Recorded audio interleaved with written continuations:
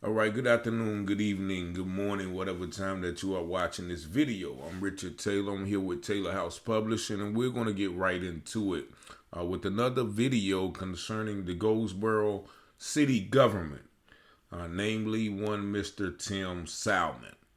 Now, Mr. Tim Salmon is the city manager currently. He started his position in, I think, May of 2019. And since his arrival, there are many people, people of the city government, people outside the city government, people in general who feels like Mr. Salmon is a big part of the problem concerning the city government's mismanagement of funds, the delayed audits that they are sending in, and a toxic work environment that has been detailed by many people. Most importantly, about 7 or 8 department heads that retired shortly after his arrival.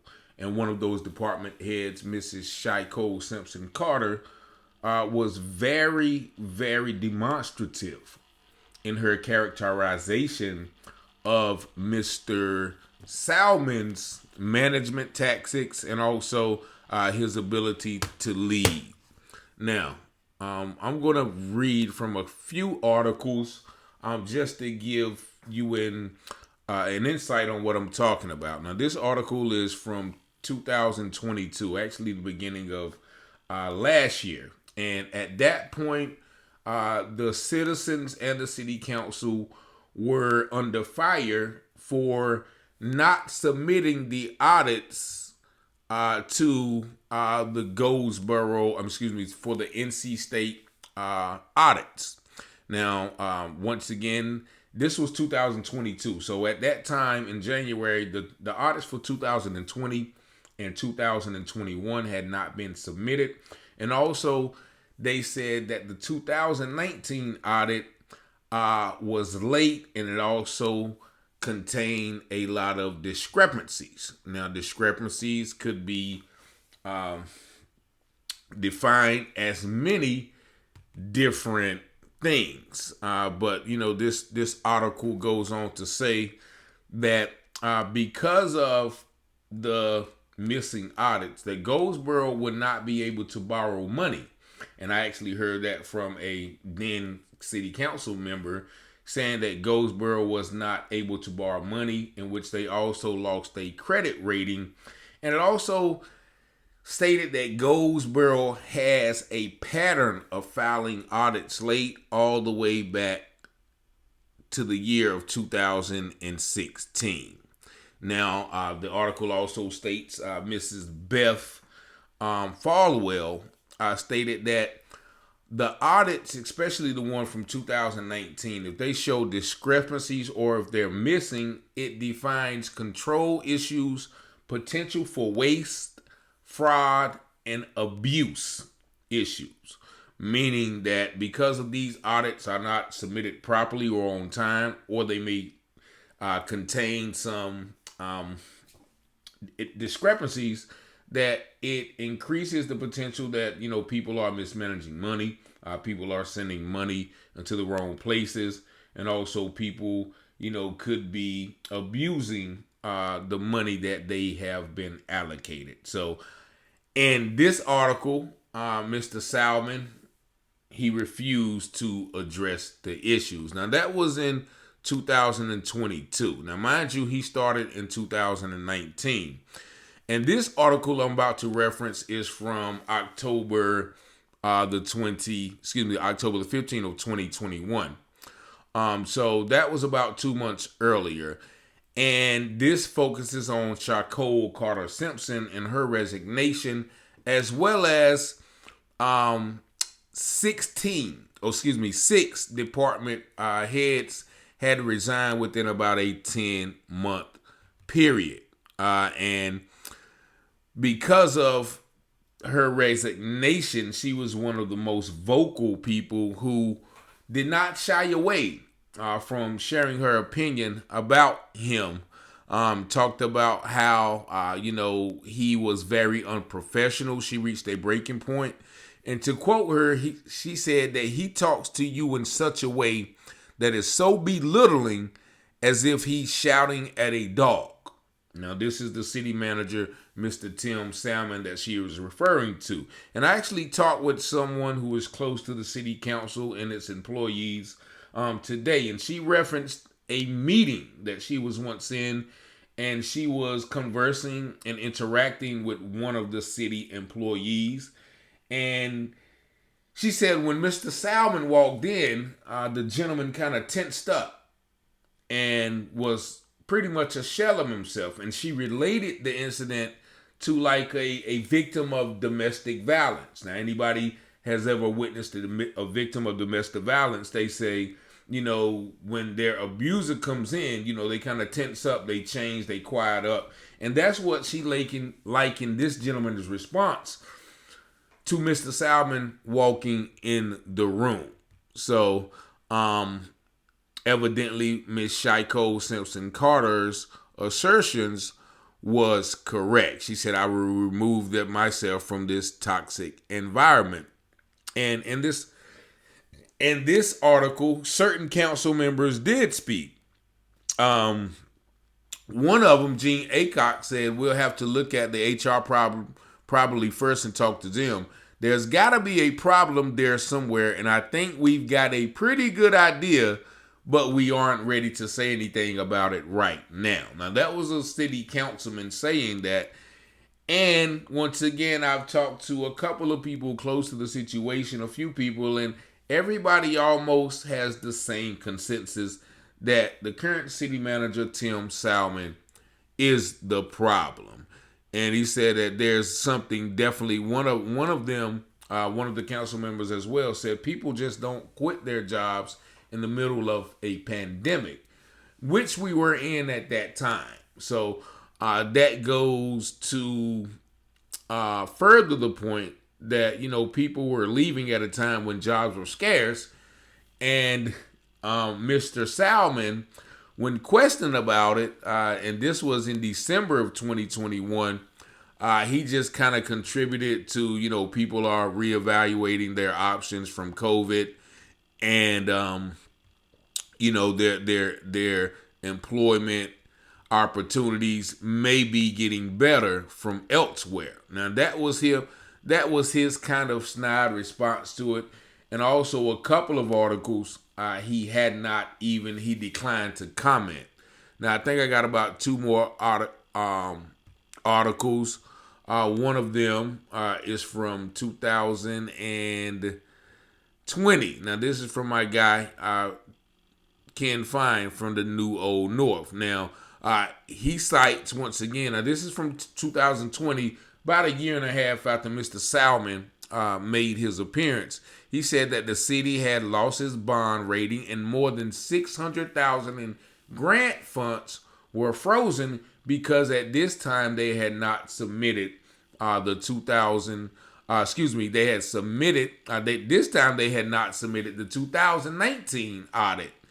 And once again, Shaiko Carter Simpson is cited in this, blaming Mr. Salmon as making egregious errors. He has been deceitful and detrimental. And some of these, once again, some of these council members also spoke on it. A councilwoman, Brandy Matthews, and Antonio Williams at the time talked about, you know, how the auditor board had bent over backwards trying to work with Goldsboro to make sure that they got those audits in time. But nevertheless, Mr. Salmon neglected to adhere to those demands. Now, I'm going to read as well the resignation letter from Shaiko Carter Simpson.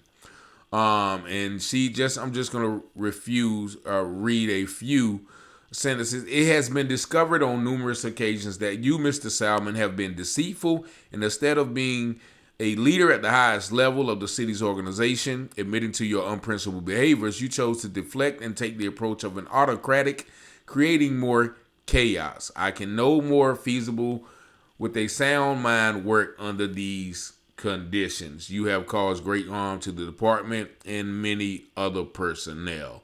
Now, that is Mrs. Carter's last, I guess, will and testament for her departure. And another article from 2021 once again cites the toxic working environment. Now, Mr. Salmon has only been at the helm about 4.5 years. And I actually had the pleasure or the opportunity to meet Mr. Salmon at a fundraiser for the organization I used to volunteer with at the Carver Heights Elementary School. This was, I think, early in the year. And we met, and I talked to him. And I kind of asked people questions just to kind of check their temperature. And I asked him where was he from and what kind of plans he had for the city, and what was his motivation for being a city manager? Why did he get into it? And, he mentioned his military career, and he was retired, and, the job came up, and, he thought it would be a good opportunity, so on and so forth. He mentioned some ideas about, bringing the pickle plant to Goldsboro, which I don't think has happened yet, and some other things. So he focused on the economic sector, basically. And one thing that I got from the conversation with him, he was very stern. Of course, he was a military man, which kind of alludes or probably kind of contributes to his way of leading as far as being dictatorial or, commanding in certain aspects of his characteristics and his personality. But what I really just came to garner was Mr. Salmon is not from Goldsboro. He is what we would call a transplant. And the main reason for Mr. Salmon coming to Goldsboro was the job. And there's no other reason that he is here because of that job, which, if I'm not mistaken, pays a healthy sum of $160,000 a year. Now, being that as it may, he really has no vested interest in the city of Goldsboro other than performing the job that he has been hired to do, that pays his salary, that affords his lifestyle. And so without that job, he would not be here. If someone comes along right now tomorrow and offers him $220,000 to go manage a city in Tuscaloosa, Alabama, you can bet your lucky stars that he's probably going to be on the first train smoking. And so that is what I kind of see and hear when I hear people talk about, his attitude, but also his flippantness in failing to address the issues of, the late audits and, the errors in the audits. And, Councilman Foster and Williams and a lot of councilmen talked about, the audits that should have been submitted. I think I talked to mayoral candidate Gaylor and Raymond Smith about the same thing. So this has been an issue that has been prevalent and continuous throughout his tenure. So therefore, it leads me to believe, as many people believe, that Tim Salmon is the problem for the financial woes and the chaos that is known as the Goldsboro City government's financial budget and planning.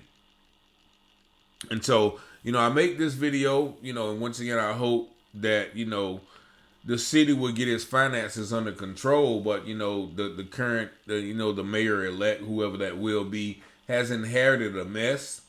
And maybe even, it was the previous city manager, as one article stated, that they have been late filing for since 2016. So maybe he inherited a mess as well. Nevertheless, that doesn't go well for, your professionalism or your professional aptitude to continue on in that manner with submitting late and incorrect audit, especially when you're dealing with taxpayers' money. So hopefully the city of Goldsboro will come to grips with who leads the city, or who manages the city. Tim Salmon, once again, I can't say anything bad about him on a personal level, but from a managerial standpoint, he definitely has some growing to do. But as I stated earlier, if you're not from here, you really don't have anything vested in this community other than the job. So I think when the next time that the city chooses a city manager, maybe should be someone who is vested in this community, who has lived in this community all their life, and want to see this community do well even after they're gone. If you're from here, probably have a lineage here, your children here, your grandchildren here, things of that nature, your aunts, uncles, your brothers. So even if you do move, you're still going to have a vested interest in the city doing the best that it can. It also, one article stated that the city finance manager left about 5 months after he arrived. So people just don't leave these high-paying, high-ranking jobs just because they don't like the job. There has to be something more, as Ms. Carter stated in one of the articles. If you paid me $1 million, they wouldn't work there. And a lot of people did not say why they left, but it has been a consensus that he is sort of dictatorial, and he's sort of a military proletarian dictatorship style of leadership. So evidently that is not the kind of leadership that we need, but that is where we're at now. So I just wanted to make this video because I've been hearing a lot about Tim Salmon and him possibly being the problem with the Goldsboro city government and its financial woes. If there's anything that I've said that was incorrect, you know what I do. You know my style, 919-587-7782. Call me anytime to correct me, to inform, to redirect me, or to educate me on anything that I have mentioned in this video. Peace and blessings. Y'all have a blessed night.